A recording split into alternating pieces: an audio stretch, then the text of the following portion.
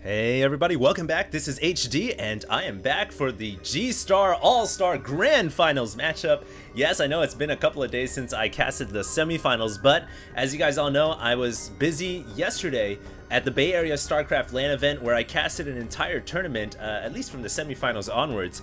And so if you guys tuned into that on Justin TV, I want to thank you guys. I believe I mentioned it in my Welcome to the Room video when I showed you guys my shabby, white, dreary room.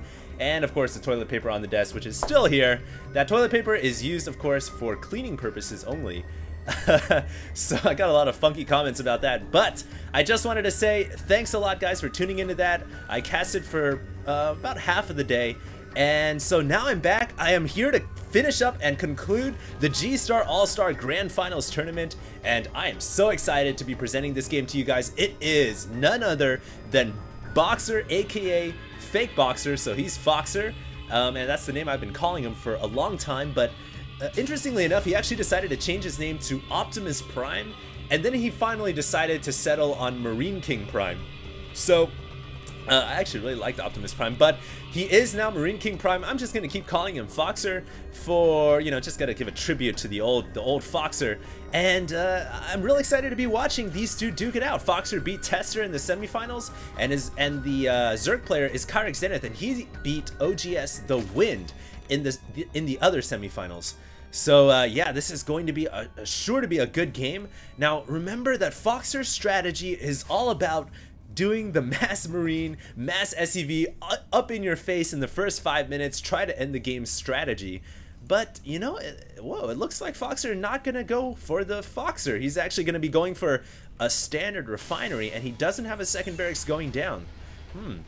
So I think that KyrixZenith is going to be very happy to see this as he scoots his drone inside. He's going to see the first barracks, and he's going to see the refinery. Yeah, he's going to see the SCVs mining the gas, and now he knows that his 14 hatch opening is going to be safe. He doesn't have to worry about early game Foxer shenanigans. And the drone, well, I guess the drone is going to die, but hey, that drone, when you get inside the base against Foxer, that drone is worth the death. That thing is worth like 200 minerals right there. So a good scout off by KyrixZenith. He's going to be safe to know that there is no Foxer strategy coming, and it looks like there is going to be a factory going down here for Foxer. This is very un-Foxer-esque. This isn't his play style. And maybe he's trying to make a statement. Maybe he's trying to say, you know, I can play standard macro game as well. I don't need to pull all my Marines and all my SCVs to beat you. And so we'll see if he can handle that order in this G-Star Finals. Now, I want to go ahead and talk about this map a little bit, guys. As you guys know, it is Zelniga Caverns. There's this kind of backdoor area here where the Terran player actually has to be very careful. Zerg players oftentimes likes to bring Banelings and Lings around and then bring them into the natural expansion. So that's one thing that Terran players really have to be careful about. And oh, look at this. Foxer going to be going for a starport. So one barracks, one factory, one starport. This is a very old style build that we don't see too often anymore. And so we'll see if it's going to be Banshee coming out or if it's going to be a Viking. Viking, of course, to kill off scouting overlords and put the Zerg under supply. Very effective. And Banshees, of course, for just pure harass purposes. It looks like the Lynx, oh, almost had a chance to run in there and see the starport, but unfortunately KyrixZenith did not see it. And oh, there is going to be a tech lab, so we are going to be seeing some Banshees. And note, Foxer planning to secure his natural expansion after the Banshee harass. So right now, the pressure is going to be on KyrixZenith, who actually got a Roach Warren. So Kyrix here, thinking that there was going to be Hellions because he did indeed, he saw the factory. And so he got Roaches, but unfortunately, Roaches, their asset is not long enough to reach the air. And the Roaches are just going to be completely ineffective against the Banshee harass. So right now, KyrixZenith, excuse me, really needs to scout into Foxer's base, and he needs to see exactly what's going on. But this Overlord is just lumbering by at the slowest pace possible. It needs to get inside the base, and it needs to see this starport so badly, because right now KyrixZenith's air defense is pretty measly. One queen at each base. It looks like the Overlord here, oh, it's gonna get intercepted by the Lings, or by the Marines, but one Zergling gets its way into the base. That is that was a brilliant scouting maneuver right there. KyrixZenith bringing in the Overlord to pull the Marines away, and then he brought the Ling in and he saw the starport. So that was really, really good. And now KyrixZenith knows that there's going to be Banshees coming. In fact, the Banshee just killed off some kind of unit. I think that was a drone there at the Xel'Naga. And right now, Kyrix is going to have to get some anti-air defense. It looks like he's got one more Queen on the way, and he has an Evolution Chamber. So he's going to try to get possibly a couple of Spore Crawlers up as well. And I think this Banshee should be deflected quite easily as a second Queen pops out. Two Queens are able to take out a Banshee pretty easily. And yeah, this Banshee, all it's going to be able to do is just get a little bit of a scout off. It did see the Roach Warren, so immediately, as you guys can see, every pro gamer, when they scout and they see what their opponent's technology is, they react immediately. And as soon as he saw the Roach Warren with the Banshee, he got Siege Mech upgrade and he got Siege Tanks. So he's definitely preparing himself for the possibility of some kind of a Roach bust. It looks like these Lings are going to run in here and they're going to not be able to do any damage. Just kind of checking out the saturation at the natural. But no SCVs really to kill off there, as both players are just posturing themselves and preparing themselves to enter the mid game. At this point, all the early game shenanigans, all the Banshee harass, the cuteness is pretty much out of the bag, and it's going to come down to standard macro as a Zerg now is getting, KyrixZenith is getting his third expansion up. He's going to try to kill off these rocks so he can reinforce over to the third easily.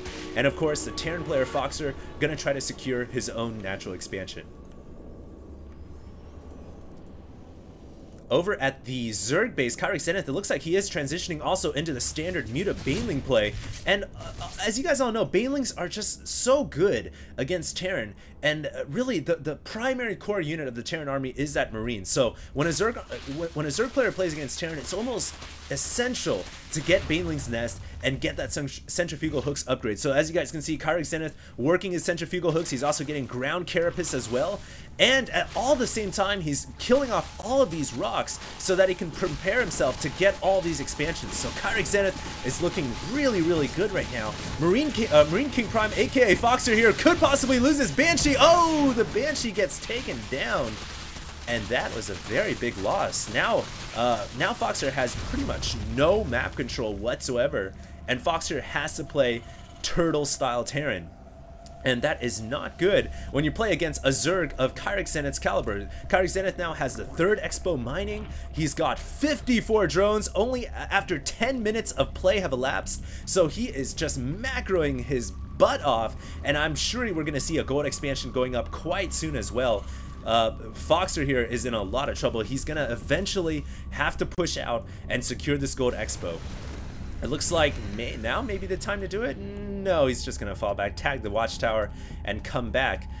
What I wanted to mention on this map as well for Terrans is when the Terran player is able to grab this gold Expo and get it to a planetary fortress, and they're able to spread the center of the map with siege tanks and bunkers, it becomes extremely difficult for Zerg to deal with. Zerg players do not, under any circumstance, want to allow the Terran to get that gold expansion and get a planetary fortress up. So look for KyrixZenith to try to hold off the Terran at every possible turn and corner. It looks like now he's going to use some Needleless Harass while he macros up. He's going to pick off a couple of Marines, and then the Stim Marines come back to deflect these Needleless away.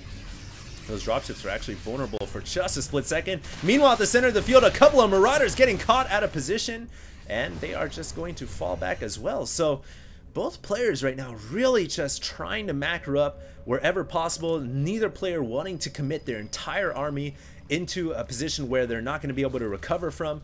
But the longer this goes on, the better it gets for KyrixZenith. He's got 70 Harvesters, he's got the Gold Hatchery about to morph out, and Foxer is not looking good. He needs to get the gold Expo because a 2-base Terran is just not going to work against a 4-base Zerg.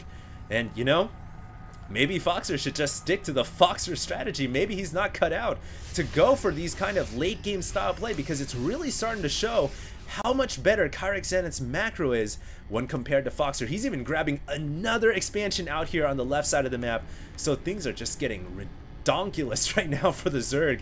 and really Foxer's gonna have to make something happen. It looks like finally he's gonna start to push out, and these siege tanks are going to be the critical unit. They are very good against banelings, and watch for the Terran player to stim his marines and marauders to run away from the banelings and allow the siege tanks to take out all the banelings. That's what every good Terran player will do, especially if the Zerg does not have fungal growth to lock out the marines and marauders from running away. It looks like Foxer gonna try to engage at this narrow choke where he likes it best. A couple of banelings getting in here, taking out a bunch of tanks at the front, but the critical thing is the marines and marauders stay alive. More banelings coming in. Oh, the tanks absorb most of the damage, which is what KyrixZenith wants, but this could be bad. There's still, no, KyrixZenith here falling back, and Foxer takes that small victory. He's still got a very large dropship army, and these dropships are going to be absolutely key in keeping these marines and marauders alive against a constant Zerg defense and onslaught.